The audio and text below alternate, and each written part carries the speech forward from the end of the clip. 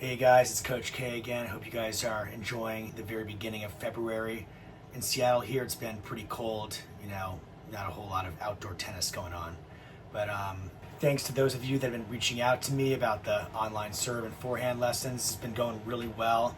I'm starting to build a little bit of an international clientele. So for those of you that do not have Venmo or international, we'll talk about different ways how to make payments like Zelle and PayPal and all that.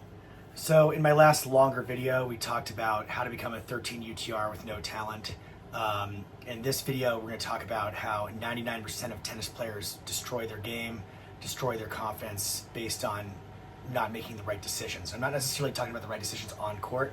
I'm talking more about the decisions about like which tournaments they signed up for, what balls they use in practice, just stuff like that. Now, if you're hitting with your coach and the coach provides the balls, it should be the coach's responsibility to at least have semi-decent new balls. Because if the balls are pretty dead, it's going to give you this false confidence that your flat balls are going in all the time. You don't need much spin. You don't need to have, great technique. And I think that's a real issue. On that note, if you're warming up, playing at like a different club or a different location, let's say there's high altitude or there's heat, you want to practice the day before with new balls, because I've experienced this firsthand. Me being from sea level in Seattle, let's say I played a couple tournaments in Tucson, Arizona or Las Vegas.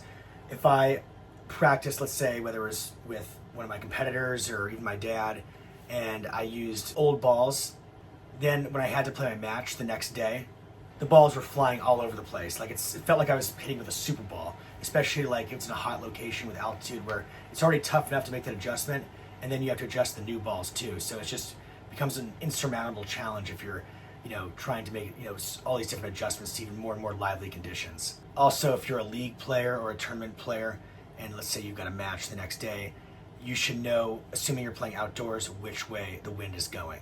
So you can do that by going to your weather app, and it should say like 6 miles per hour north, and then you should know which direction is north, relative to where you are on the tennis court. So there's ways to do that through the map app. You kind of go to that map app on your phone, or whether it's an iPhone or any type of smartphone. You can just go on the Maps app and just walk, and it'll just tell you which direction you're walking. It'll signal whether it's north, east, west, just based on you'll see that blue dot moving. You guys know what I'm saying, so make sure you're amply prepared for that. And also on that note, you should be knowing roughly what the temperature is likely going to be when you're going to play, so you're amply prepared. So let's say it's going to be 90 degrees, make sure you bring ice water to the court. Just make sure, probably bring a cold towel. Just be amply prepared. Know that the ball is going to fly a little bit more, so you may need to add a little bit of extra spin, or may need to aim a little bit lower over the net when you're going for big shots. You may want to hit more kick serves because the ball's going to jump more in the heat, or hit high heavy balls. You want to play with the conditions to your advantage. So now that we're on the subject of conditions, this goes to my next point, which is don't play in foreign conditions unless you really have to.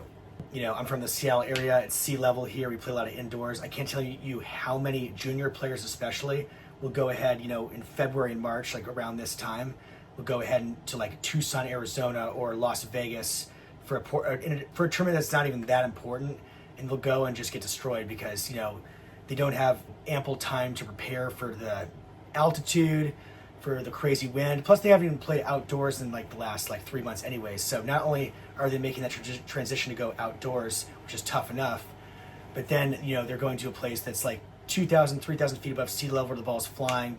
Kick serves are going way up. Their balls are flying long, and it's just accentuates the problem. Now, if you're able to get there a day or two early, fine. I think you probably have enough time to adjust by that point. But I know a lot of people that will just have a red-eye flight the night before, and then their match will be 10 a.m. the next day and they expect to play well. It's just not realistic. That also segues to the concept of different services, not playing on different services unless you have to. So I know a lot of times there's players that are hard court players, especially from the area I'm in. I know Midwest too, there's a lot of hard courts around there, not a lot of clay courts. But there's players that'll just sign up for random clay court tournaments that aren't even that important. They don't even need to play them. There's other hard court events going on at the same time, and meanwhile they'll sign up for a clay court tournament for the experience, and they'll just lose badly, and then they'll lose their confidence. And some have ended up quitting tennis because they artificially lose their confidence so much, when in reality they're not bad players. They just picked a surface that they were not used to.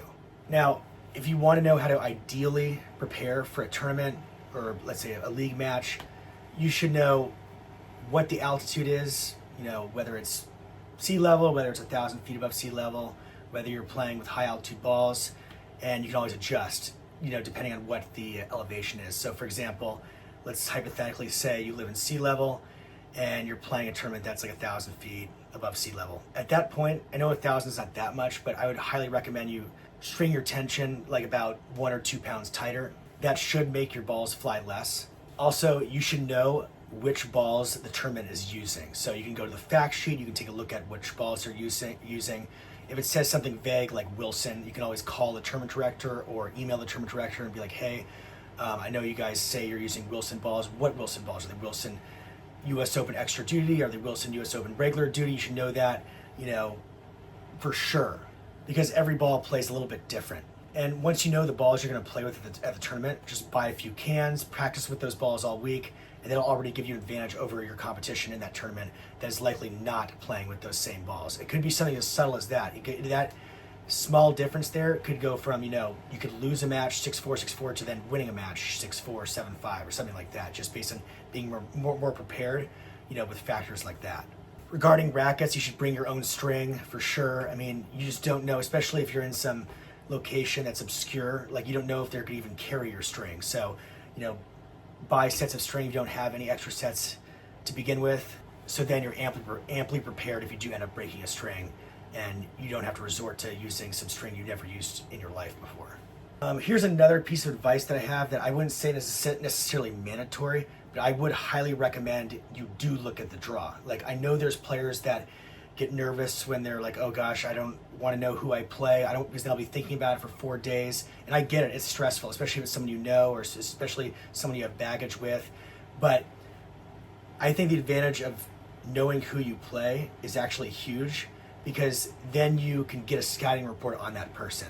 So for example, whether you know your opponent already because you've played them before, or you've called around and asked people who've played that person what they play like, you can start organizing your training regimen based on the opponent you're about to play. So for example, let's say your opponent struggles with running to the right. You can work on your cross-court forehand and back and down lines all week, and all of a sudden, when the match starts, your opponent's not going to know what hit him. It's like he's running to his right all the day, he's going to be miserable the whole match, and that alone could give you a huge edge.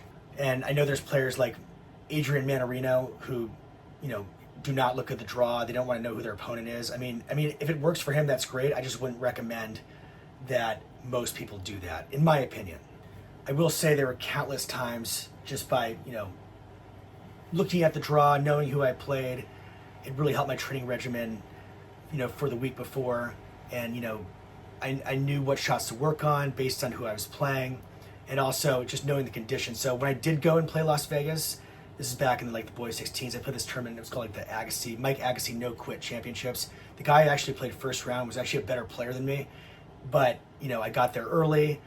Back then I was doing online school, so I was able to get there 3 days early, and so I hit a lot, got used to the conditions, got used to the wind, and the guy I played, actually ended up winning the 18s nationals, spring nationals, a year or two later, but I ended up beating him 6-1, 6-0. I know it's hard to believe because this guy was, even back then, overall a better player than me, but he had no idea what hit him. He didn't even know there was altitude in Las Vegas when I talked to him after the match. His balls were just flying 20 feet out. There's no way I should be beating this guy 6-1, 6-0.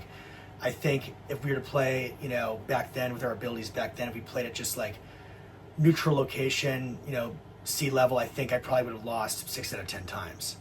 Last thing I'd say, this is pretty small and, I'd say pretty obvious, but just make sure you bring extra grips. And if you're going to a humid location, I'd probably recommend you use wristbands, turn a grip, stuff that won't make your hands slip as much.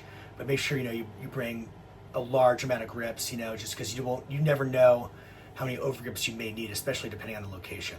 So, all right, guys, I know that was a different subject than what we've talked about, in the past before, but this information is very important to help get you an edge on your competition and just how to maximize your potential as much as possible. So for those of you that don't follow my channel that closely, I'm doing online forehand lessons for $59, online serve lessons for $59, or if you want to do both strokes, I'm doing those for $99. You can Venmo me, at my account, or we can talk about different payment methods if you don't have Venmo. But anyways, looking forward to hearing from you. I hope you enjoyed this video, and I'll see you guys soon.